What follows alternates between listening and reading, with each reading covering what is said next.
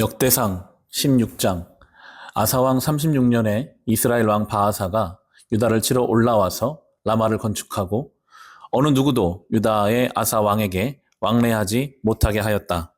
그러자 아사는 주님의 성전 창고와 왕실 창고에 모든 은과 금을 모아서 다마스쿠스에 있는 시리아의 베나닷 왕에게 보내며 말하였다. 나의 아버지와 그대의 아버지가 서로 동맹을 맺었듯이 나와 그대도 서로 동맹을 맺도록 합시다.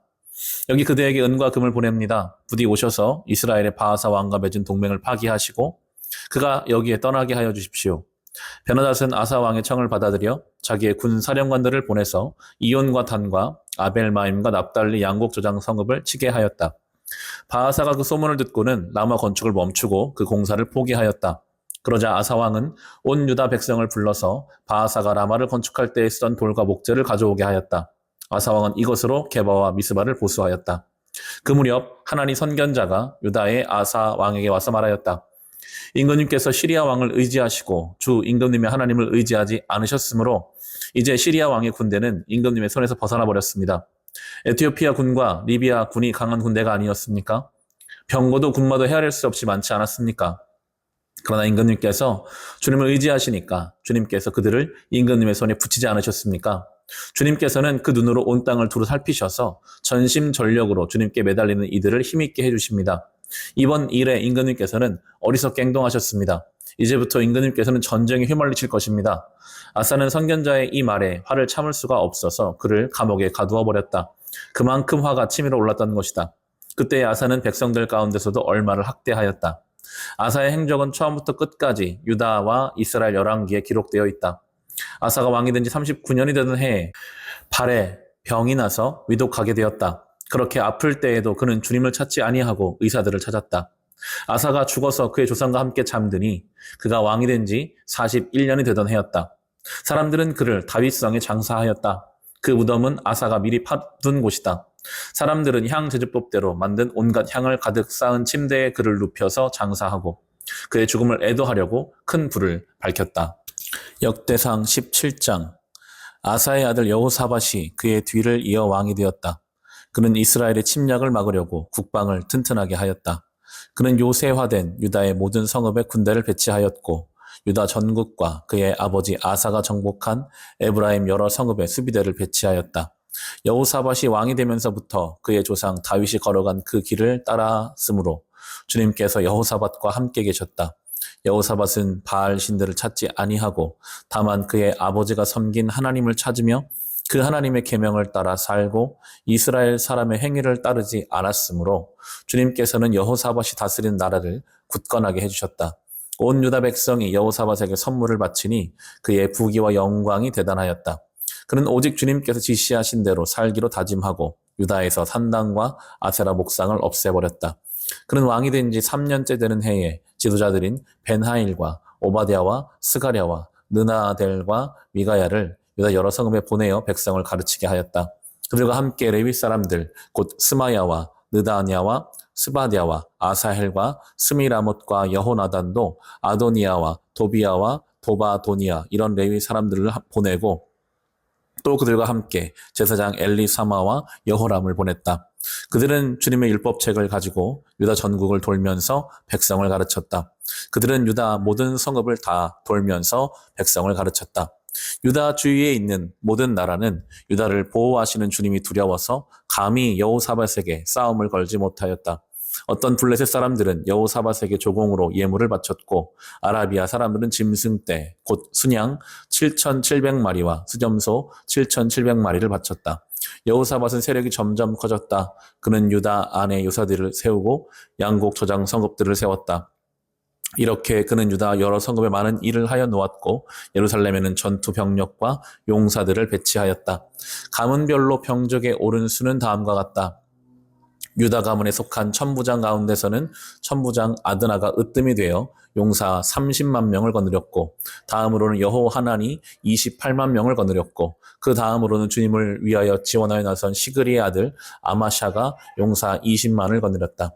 베냐민 가운데서는 용장 엘리아다가 활과 방패를 잡은 사람 20만 명을 거느렸고 다음으로는 여호사밧이 무장한 병사 18만을 거느렸다. 이들은 모두 왕을 모시는 군인들이었다. 왕은 이 밖에도 유다 전역 요새에다가 군인들을 배치하였다. 역대상 18장. 여호사밧은 재물을 많이 모으고 큰 영예를 얻었다. 그는 아합 가문과 혼인의 유대를 맺었다. 몇 해 뒤에 여호사밧이 사마리아로 가서 아합을 방문하니 아합이 여호사밧과 그를 수행하는 사람들을 대접하려고 많은 양과 소를 잡았다. 아합은 여호사밧에게 함께 길르앗 라못을 치러 올라가자고 제안하였다. 이스라엘의 아합 왕이 유다의 여호사밧 왕에게 물었다. 길르앗의 라못을 치러 나와 함께 올라가시겠습니까? 여호사밧이 대답하였다.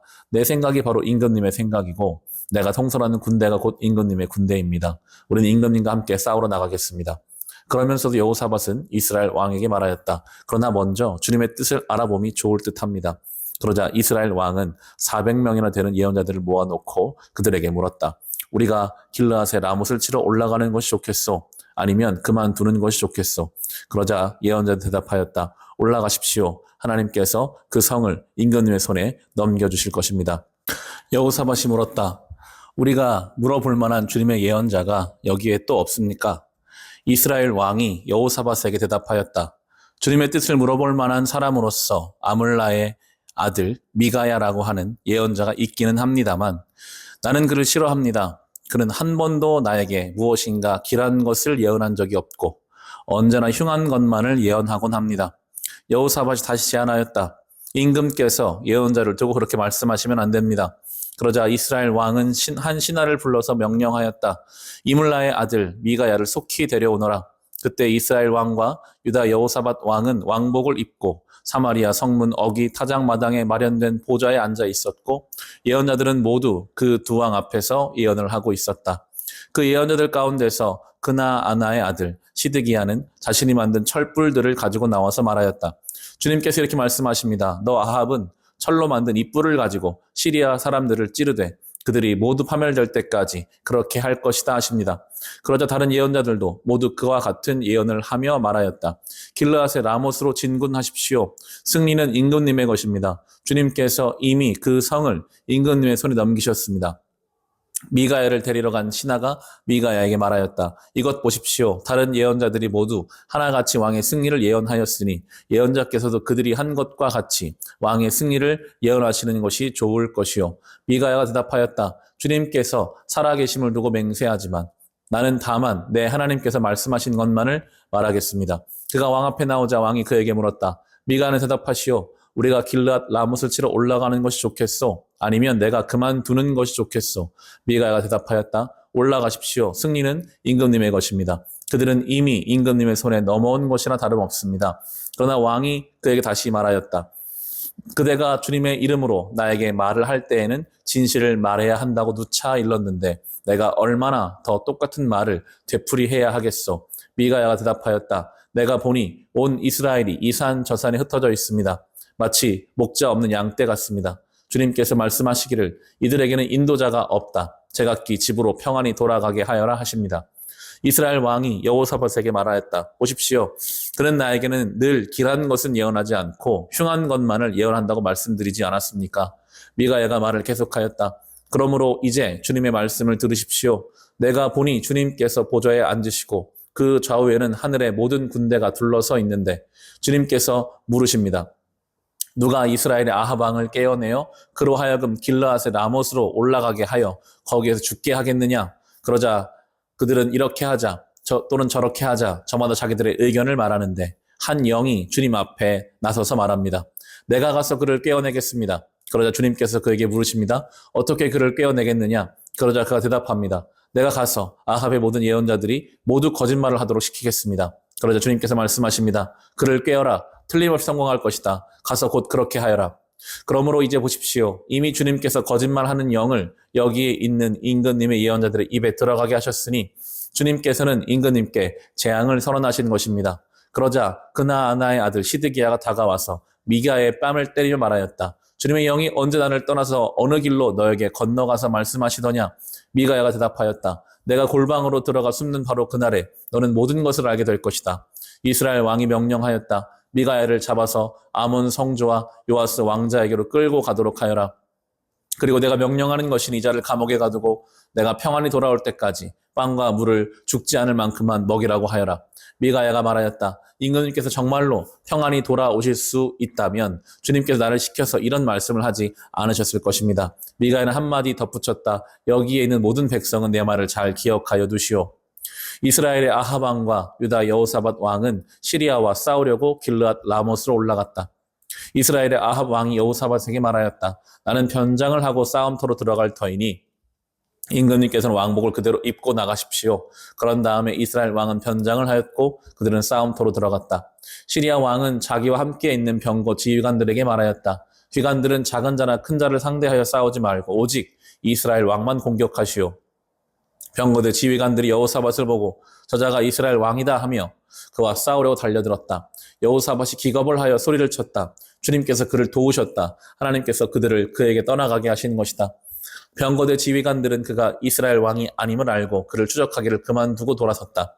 그런데 한 군인이 무심코 활을 당긴 것이 이스라엘 왕을 명중시켰다. 화살이 갑옷, 가슴막이 이음새 사이를 뚫고 들어간 것이다. 왕은 자기의 병거를 모는 부하에게 말하였다. 돌아서서 이 싸움터에서 빠져나가자. 내가 부상을 입었다. 그러나 그날 싸움은 특히 격렬하였으므로 이스라엘 왕은 시리아 군대를 맞이하여 그의 병거 안에 저녁 때까지 겨우 힘을 지탱하다가 해 걸음에 죽고 말았다. 로마서 10장. 형제자매 여러분, 내 마음의 간절한 소원과 내 동족을 위하여 하나님께 드리는 내 기도의 내용은 그들이 구원을 얻는 일입니다. 나는 증언합니다. 그들은 하나님을 섬기는 데 열성이 있습니다. 그러나 그 열성은 올바른 지식에서 생긴 것이 아닙니다. 그들은 하나님의 의를 알지 못하고 자기 자신들의 의를 세우려고 힘을 씀으로써 하나님의 의에는 복종하지 않게 되었습니다. 그러므로 그리스도는 율법의 끝마침이 되셔서 모든 믿는 사람에게 의가 되어주셨습니다. 모세는 율법에 근거한 의를 두고 기록하기를 율법을 행한 사람은 그것으로 살 것이다 하였습니다. 그러나 믿음에 근거한 의를 두고는 이렇게 말합니다. 너는 마음속으로 누가 하늘에 올라갈 것이냐 하고 말하지 말아라. 그것은 그리스도를 끌어내리는 것입니다. 또 누가 지옥에 내려갈 것이냐 하고 말하지도 말아라. 그것은 그리스도를 죽은 사람들 가운데서 끌어올리는 것입니다. 그러면 그것은 무엇을 뜻합니까? 하나님의 말씀은 내게 가까이 있다. 내 입에 있고 내 마음에 있다 하는 말씀이 있습니다. 이것은 우리가 전파하는 믿음의 말씀입니다. 당신이 만일 예수는 주님이라고 입으로 고백하고 하나님께서 그를 죽은 사람들 가운데서 살리신 것을 마음으로 믿으면 구원을 얻을 것입니다. 사람은 마음으로 믿어서 의에 이르고 입으로 고백해서 구원에 이르게 됩니다. 성경은 그를 믿는 사람은 누구나 부끄러움을 당하지 않을 것이다 하고 말합니다. 유대 사람이나 그리스 사람이나 차별이 없습니다.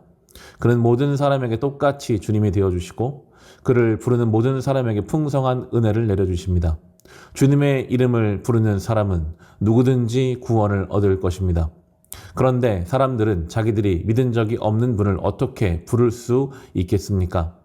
또 들은 적이 없는 분을 어떻게 믿을 수 있겠습니까? 선포하는 사람이 없으면 어떻게 들을 수 있겠습니까? 보내심을 받지 않았는데 어떻게 선포할 수 있겠습니까? 성경에 기록한 바 기쁜 소식을 전하는 이들의 발걸음이 얼마나 아름다우냐 한 것과 같습니다.